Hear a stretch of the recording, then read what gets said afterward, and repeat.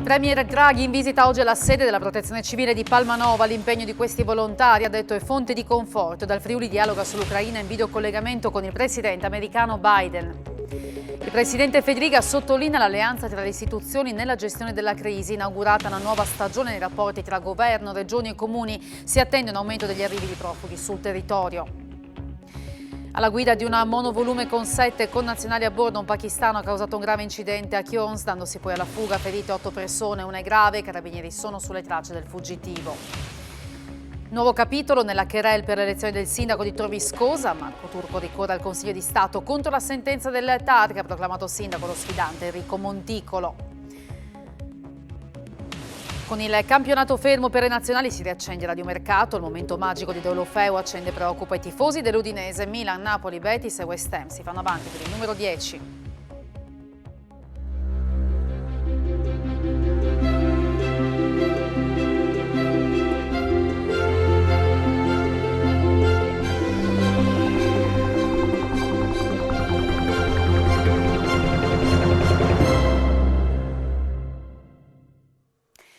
Buonasera da Telefriuli, ben trovati all'edizione serale del nostro telegiornale. Questa visita è fonte di conforto, lo ha detto il Presidente del Consiglio Mario Draghi, giunto oggi pomeriggio nella sede della Protezione Civile regionale di Palmanova. Qui riunione operativa sul tema dell'emergenza e dell'accoglienza in Italia, ma anche un confronto sull'Ucraina in videocollegamento con il Presidente degli Stati Uniti Biden.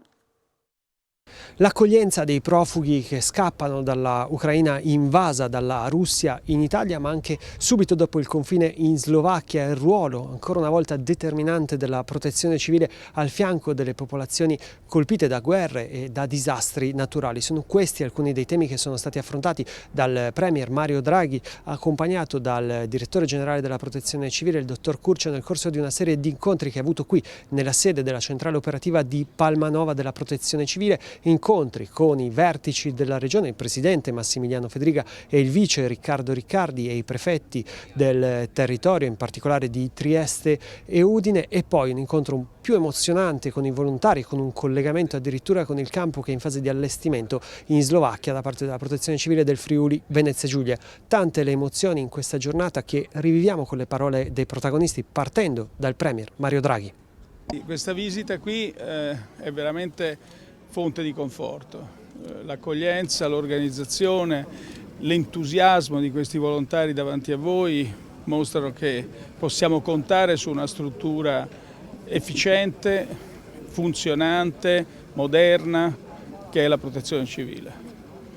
Il modo con cui abbiamo reagito a tutte le emergenze di questi ultimi 2 anni è stato quello di integrare le decisioni del governo con quelle delle regioni e con quelle dei comuni.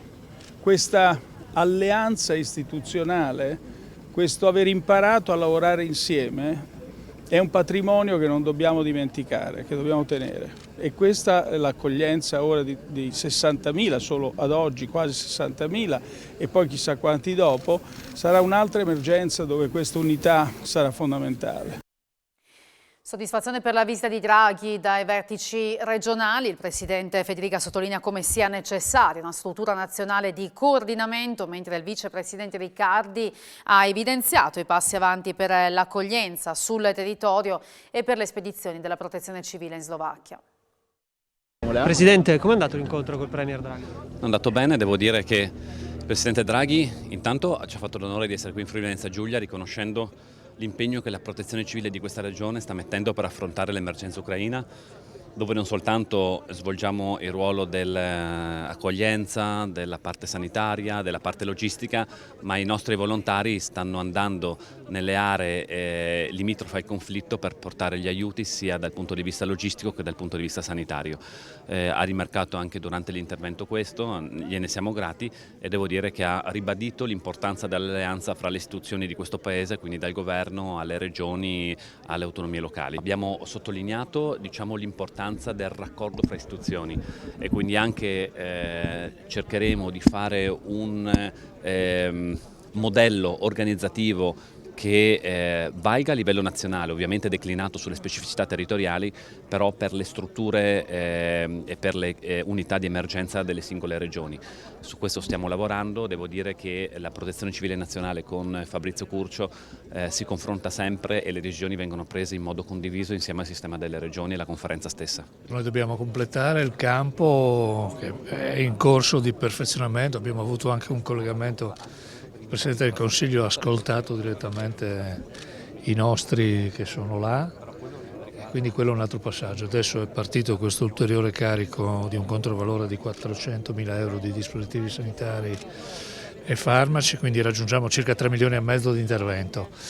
Adesso dobbiamo capire se questo flusso prosegue, in che dimensioni prosegue e con che tipologia prosegue, perché è evidente che se la dimensione aumentasse, soprattutto se le destinazioni non fossero note come quello che è accaduto fino adesso, è chiaro che la strategia, il tornante del governo della strategia di queste cose passa da lì, quindi abbiamo ascoltato anche nelle relazioni tecniche che sono state presentate questa particolarità di bambini piccoli e quindi questo è naturalmente uno dei problemi che avremo davanti qualora queste cose non andassero avanti in questo modo. E con Draghi c'era appunto anche il capo della Protezione Civile Nazionale, Fabrizio Curcio. È stata l'opportunità per mostrare al Presidente del Consiglio le azioni che stiamo facendo a livello nazionale, quindi partendo da quello che si fa qui in Friuli, ma anche un po' il respiro nazionale con la commissaria per i minori non accompagnati, con l'ANCI, con le strutture anche territoriali, quindi un punto di situazione sullo stato della gestione dell'emergenza verso fuori e lo stato anche dell'accoglienza. Si è parlato comunque di un incontro molto emozionante anche per i volontari, visto che sono in prima linea e sentire la presenza dello Stato è stato importante. Ma sì, i volontari sono l'espressione migliore del sistema di protezione civile, sono il cittadino esperto che si mette a disposizione del bene comune, quindi quando la parte istituzionale al massimo livello incontra il territorio è sempre un momento di grande emozione. Friuli Venezia Giulia è sempre impegnato in prima linea in tutte le emergenze nazionali e internazionali. In questo caso ancora di più perché è terra proprio di confine e di ingresso, perché il 60% delle persone che sono venute in Italia ad oggi provengono proprio dal confine con la Slovenia e anche il punto di partenza per la gestione degli aiuti, proprio per la sua posizione geografica, quindi sostanzialmente direi quasi tutto, a parte qualcosa, è passato da questo centro di Palmanova, quindi direi che è proprio nel cuore delle attività, sia nell'accoglienza sia nell'aiuto.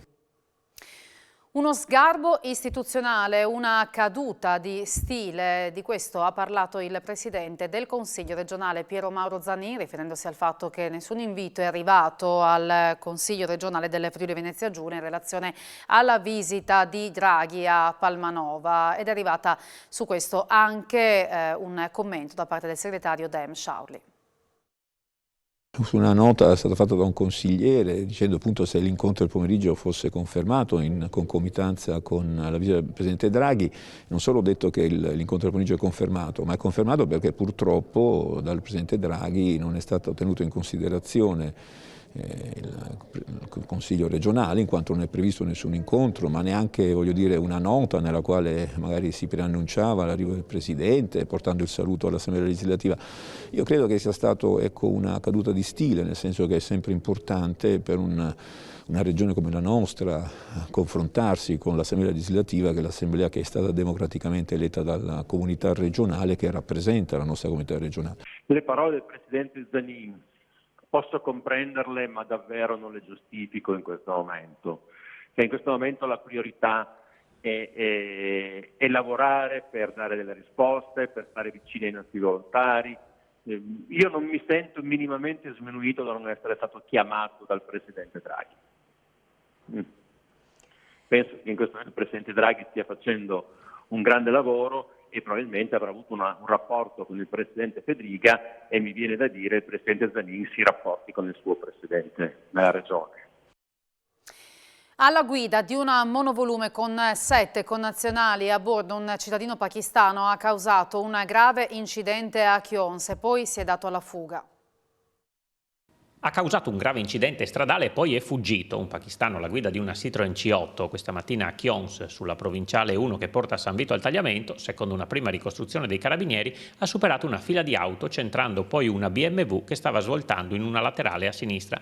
L'impatto è stato violentissimo e la Citroen, dopo una carambola, è finita addosso ad alcuni alberi a bordo strada, accartocciandosi. Solo con qualche graffio riportato, il conducente è uscito ed è fuggito, mentre gli altri occupanti della monovolume, 7 persone, tutti pakistani tra i 25 e i 30 anni, sono rimasti sul luogo dell'incidente, alcuni dei quali incastrati tra le lamiere e fatti uscire solo grazie all'intervento dei vigili del fuoco. Uno di loro, il più grave, è stato trasportato con l'elisoccorso a Udine, gli altri sono stati affidati alle cure del personale del 118. Sul posto, per i rilievi, i carabinieri di Azzano X, che sono risaliti all'identità del guidatore, un pakistano di 26 anni domiciliato a Oderzo, che stava accompagnando i connazionali sul posto di lavoro, ma che al momento si è reso irreperibile. Gli uomini dell'arma sono comunque sulle sue tracce. Ferito anche l'autista della BMW, ma in modo lieve. Ulteriori responsabilità in capo al fuggitivo sono al vaglio delle forze dell'ordine. Sarà eseguita domani l'autopsia sul corpo di Enzo Minisini, l'uomo di 75 anni morto con un colpo di pistola alla testa mercoledì mattina nelle campagne di Caporiacco. Grazie all'esame che sarà eseguito dal medico legale Antonello Cirnelli, potrà finalmente stabilire se l'uomo si è suicidato puntando contro se stesso la pistola dopo aver esploso 3 proiettili verso la 43enne etiope Firevoinze Michael Gebreselassie Ferendola. L'autopsia dunque rappresenta un importante tassello per confermare o meno se la sparatoria nel vigneto in comune di Correro di Montalbano sia da considerare un tentato omicidio-suicidio. Già nei giorni scorsi la Procura di Udine aveva escluso il coinvolgimento di terzi nella morte del pensionato. A volte le liti in famiglia non si fermano nemmeno davanti alla morte, lo dimostra il caso di 2 fratelli di Resia condannati dal Tribunale di Udine. Durante i funerali impedirono alla nipote di dare l'ultimo saluto alla madre. Ora sono stati condannati per violenza privata. Il giudice Mauro Qualizza del Tribunale di Udine ha inflitto a 2 fratelli, una donna di 53 e un uomo di 72 anni, zii della ragazza, 1 mese di reclusione ciascuno, pena per lei sospesa. I 2 sono stati condannati anche a risarcire la nipote con 1.500 euro. È la conclusione di una vicenda cominciata a Resia nel giugno del 2018. Al termine dell'esequie, i 2 fratelli della defunta sbarrarono la strada alla nipote di 37 anni con i propri corpi, impedendole di raggiungere il feretro mentre stava per essere calato nella fossa. Il clima familiare comunque sembra fosse surriscaldato da tempo. L'esito dell'istruttoria, dice il difensore, l'avvocato Giovanni De Nardo, è stato travisato, in particolare le dichiarazioni del sacerdote celebrante e dell'addetto funerario del comune di Resia, scontato l'appello.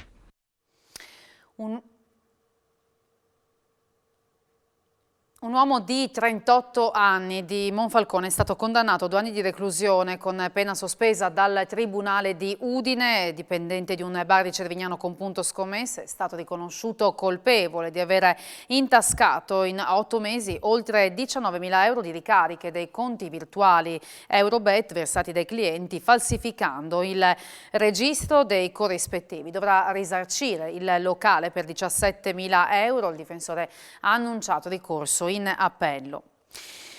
La pagina Covid, scendono a 4 i pazienti ricoverati nelle terapie intensive della nostra regione. Nelle ultime 24 ore sono stati registrati i decessi di 2 pazienti ricoverati in ospedale, 288 invece i nuovi contagi emersi, 74 casi da 1531 tamponi molecolari, 214 invece da 1950 test rapidi, 136 le persone ospedalizzate negli altri reparti e tornano sopra quota 20.000 i corregionali in isolamento. La settimana che si apre vede alcune importanti aziende ridurre la produzione a causa della mancanza di componenti e materie prime. Nel Pordenonese è prevista la cassa integrazione per 1 migliaio di lavoratori. Mancanza di materie prime e di componenti bloccano ancora le aziende del nostro territorio, alle prese con commesse che non riescono a soddisfare. E così di mezzo ci vanno anche i lavoratori che finiscono sempre più in cassa integrazione. 1 migliaio nella settimana che si apre nella sola destra tagliamento. Electrolux Italia, qui abbiamo mancanza soprattutto dei microchip. Ci sono delle schede che vengono assemblate nelle lavatrici che sono difficili da reperire. Poi abbiamo Electrolux Professional, anche qui sono ormai settimane che andiamo avanti con cassa integrazione, non totalmente, però comunque ci sono delle linee che si fermano 1 o 2 giorni alla settimana, e abbiamo ZML, che è quella che oggi sta soffrendo un po' di più rispetto a quello che sta succedendo nelle ultime settimane in riferimento alla guerra, perché qui abbiamo circa un reparto, soprattutto quello legato all'alluminio, su 19 impianti lavorativi 8 sono in cassa integrazione. Regge invece la Savio Macchine Tessili di Pordenone dopo alcune settimane complicate. Abbiamo fatto qualche settimana fa una settimana di cassa, ad oggi stanno lavorando, sembra che i componenti sono arrivati, anche lì come dappertutto siamo in una fase in cui le nostre imprese oggi hanno lavoro, e questo è preoccupante perché gli ordini non possono rimanere sulla carta. Risultato record è dividendo di 20 centesimi di euro per azione per Civibank, che ha chiuso il bilancio 2021 con un utile netto di 14,1 milioni di euro, miglior risultato nei 135 anni della sua storia. L'utile è più che raddoppiato rispetto all'anno precedente, più 108,2%. Il progetto di bilancio e la proposta di dividendo sono stati approvati dal Consiglio di amministrazione, che si è riunito oggi a Cividale e ha recepito i risultati già approvati resi noti lo scorso 11 febbraio. Civibank distribuirà ai soci complessivamente 5,3 milioni di euro sul capitale. È stata annunciata nei mesi scorsi un'OPA da parte della Sparkasse di Bolzano, che è già socia della Banca Friulana e che è tuttora in attesa delle autorizzazioni per il lancio ufficiale dell'offerta pubblica di acquisto. A Tor Viscosa ancora non finisce la querelle sulle elezioni del primo cittadino, ruolo attualmente ricoperto da Enrico Monticolo dopo una sentenza del TAR che aveva ribaltato l'esito delle elezioni di ottobre. Marco Turco, supportato dalle liste che lo sostengono, Progetto Comune Tor Viscosa CE 2021, ha provveduto oggi a notificare sia a Monticolo che al Comune ricorso in appello al Consiglio di Stato contro la sentenza del TAR che ha proclamato sindaco Monticolo. Turco riferisce di aver fatto ricorso ritenendo che la sentenza del TAR sia viziata sia dal punto di vista procedurale che nel merito. Monticolo era stato dichiarato vincitore delle elezioni dello scorso ottobre dal TAR dopo che l'esito delle elezioni aveva segnato lo stesso numero di preferenze espresse, ma la vittoria era andata a Turco poiché, come previsto dalla legge regionale in materia di elezioni comunali, a parità di voti viene eletto il candidato sindaco più giovane. Lutto civico fino a mercoledì a Cammino al Tagliamento, che piange la scomparsa dell'ex sindaco Emilio Gregoris, primo cittadino della località dal 1993 al 2009. L'attuale sindaco Nicola Locatelli lo ricorda come una persona che ha dedicato una vita alla politica, facendo sentire forte la sua presenza nella comunità. I funerali saranno celebrati nel pomeriggio di mercoledì, da stabilire ancora se a Cammino o a San Vito. Ricorre oggi la giornata in memoria delle vittime delle mafie e la Prefettura di Udine, insieme all'Ufficio Scolastico Provinciale, ha deciso di celebrarla con un incontro al Liceo Copernico di Udine, ed è stata commovente la testimonianza di Silvia Stener, nipote dell'agente morto nella strage di Via D'Amelio, componente della scorta di Paolo Borsellino. Sono rimasti tutti con gli occhi spalancati i 50 studenti del Liceo Copernico nell'aula magna e le centinaia collegate dalle altre aule dell'istituto davanti alla testimonianza di Silvia Stener, nipote di Eddie Walter Max Cosina, poliziotto della scorta di Paolo Borsellino, barbaramente ucciso nella strage di Via D'Amelio. Stener è stata ospite della giornata organizzata dalla Prefettura di Udine e dall'Ufficio Scolastico Regionale per celebrare la giornata in memoria delle vittime delle mafie, insieme al presidente dell'Osservatorio Regionale Antimafia Michele Penta e al generale dell'Arma dei Carabinieri, ora sindaco di Mortegliano, Roberto Zuliani. Volevamo farla non diventare una celebrazione inutile e formale, ma dare corpo e contenuto, e c'è stata, grazie alla capacità dei relatori, di dare messaggi importanti per i ragazzi. Quindi credo che il messaggio di oggi sia stato ben colto e di questo me ne fa piacere, ma non avevo dubbi perché la scelta dei relatori è stata mirata. Le mafie si combattono sul loro stesso terreno, le mafie hanno bisogno del consenso. Se tu togli questo consenso, la mafia non ha più ragione di esistere, perde il suo substrato, la sua linfa vitale. Nel futuro questa Italia sarà sicuramente migliore perché c'è tantissimo interesse Io ho visto oggi che questi ragazzi erano attentissimi e questo significa che c'è voglia di sapere, voglia di conoscere, voglia di migliorare e questo è il domani. È stato inaugurato il 18° anno accademico della Scuola Superiore dell'Università di Udine. È sostenuta dalla Fondazione Friuli e dalla Regione la Scuola Superiore dell'Università di Udine, che oggi ha inaugurato il 18° anno accademico. Nel velario del Palazzo di Toppo Wasserman, dopo la cerimonia d'apertura, sono stati consegnati diplomi ai 30 allievi che hanno concluso il percorso di studi negli ultimi 3 anni. Annualmente alla scuola sono ammessi per concorso 20 studenti meritevoli provenienti da tutta Italia, allo scopo di creare una comunità d'allievi e docenti uniti nel progetto di approfondire le proprie conoscenze e competenze scientifiche e culturali. L'Istituto d'Eccellenza dell'Ateneo sarà accreditato a livello nazionale. Il processo di accreditamento è volto a riconoscere al diploma di licenza il valore di master di secondo livello. È veramente un fiore all'occhiello, non solo per l'università, ma anche per la città di Udine e per il territorio. Da qui escono allievi estremamente preparati e poi possono accedere a carriere di grande prestigio nel campo della ricerca, nel campo accademico e anche nel campo delle carriere professionali. Nel 2023 risorgerà la Galleria d'Arte Moderna del Palamostre di Udine, 2,5 milioni il costo della ristrutturazione. Farà poco più di un anno un'area espositiva immensa verrà restituita alla città di Udine. Si tratta della Galleria d'Arte Moderna, ospitata nel plesso centrale del Palamostre in via D'Ampezzo. Il blocco centrale della struttura, realizzata dall'architetto Gianni Avon a fine degli anni 60, aveva chiuso i battenti una quindicina di anni fa a causa di infiltrazioni e problemi strutturali di sicurezza. Questa mattina, dopo anni di attese e polemiche, è avvenuta la consegna dei lavori che riporteranno allo splendore il blocco dedicato alle arti espositive. 2,5 milioni il costo della ristrutturazione. Interveniamo su una struttura molto antica ma soprattutto particolare nel suo genere. Tanti gli interventi previsti, a cominciare dalla coibentazione dell'edificio, al rifacimento del tetto, alla creazione di ascensori, alla creazione di scale di emergenza e vie di fuga. Saranno inoltre sostituiti tutti i serramenti. Nel complesso verrà rimesso a nuovo il 50% degli spazi dell'intera struttura, che a sud ospita il teatro e a nord la piscina e l'area sportiva. Io credo che in un anno si possano completare i lavori e a questo punto veramente saremo contenti e felici di poter inaugurare questo che è un fiore all'occhiello della città e che purtroppo è stato abbandonato per decenni. Un momento intenso con letture tratte dalle opere stesse di Pierluigi Cappello nell'area verde a lui intitolata in via Magrini. Così Udine ha voluto ricordare oggi il poeta nella giornata mondiale della poesia. Resto un uomo di montagna, aperto alle ferite.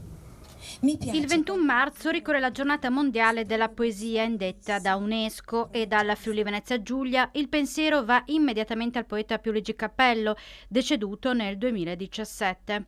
Rendere vive le sue opere attraverso la lettura, una quindicina di amici, di lettori volontari del gruppo di lettori volontari della Biblioteca Ioppi, che è stata fondamentale nell'organizzare, nel coccolare questa iniziativa per dare voce alla poesia di Pierluigi Cappello. Era lui a dirci che se proprio doveva in qualche modo scegliere tra tanti versi e tra tante rime una sola, sceglieva, lo dice in una poesia che si intitola Primavera, primavera, in questi giardini ostinati che in qualche modo danno proprio il senso della rinascita. Con alloggi e spazi commerciali rivive Casa Cavour dopo essere stata abbandonata per anni.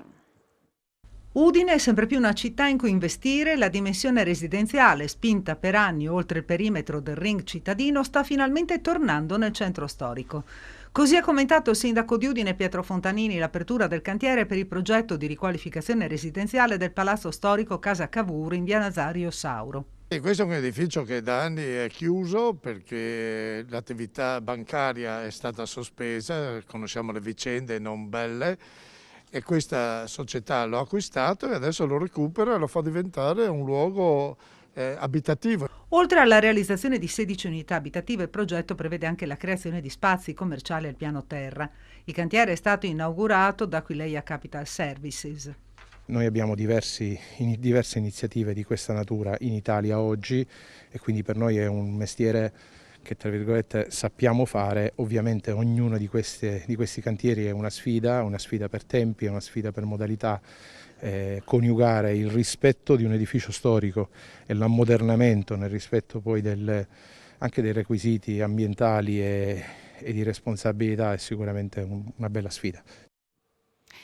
Gerardo Lofeu, l'uomo del momento in casa udinese, non solamente dal punto di vista calcistico ma anche per le voci di mercato che si rincorrono su di lui. Ne parleremo questa sera nell'appuntamento con Bianconero, ma focus dedicato all'Udinese tra poco a Sport FVG, anche con i prossimi appuntamenti, gli anticipi e posticipi per le prossime 3 gare di campionato. Parleremo anche di Pordenone, di calcio femminile con il Tavagnacco che torna alla vittoria, dei playoff di pallavolo femminile di A2, tutto questo tra poco a Sport FVG.